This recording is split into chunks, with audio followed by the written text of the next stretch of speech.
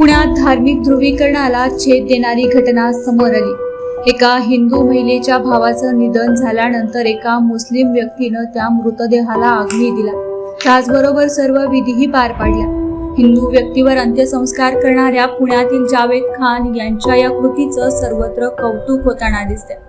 पुण्यातील रास्तापेठ भागात जयश्री किंकळे आणि त्यांचे 70 वर्षीय बंधू सुधीर किंकळे वास्तव्यास आहेत। हे ब्राह्मण समाजाचे आहेत। त्यांना जास्त नातेवाईक नाहीत। भाऊ आणि बहीण दोघेच एकमेकांच्या सोबत होते। अशातच बुधवारी सायंकाळी सुधीर यांचं निधन झालं। सख्या भावाचं निधन झाल्यानंतर जयश्री यांच्यावर दुःखाचा डोंगर कोसळला। जीवनाचा एकमेव आधार हरवल्यानं जयश्री एकट्या पडल्या होत्या। मात्र त्यांचा एक भाऊ त्यांना सोडून गेला तरी नियतीने त्यांच्या पदरात 2 भाऊ टाकले।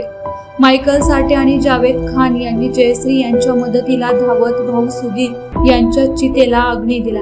जावेद खान हे उम्मत सामाजिक संस्थेचे अध्यक्ष।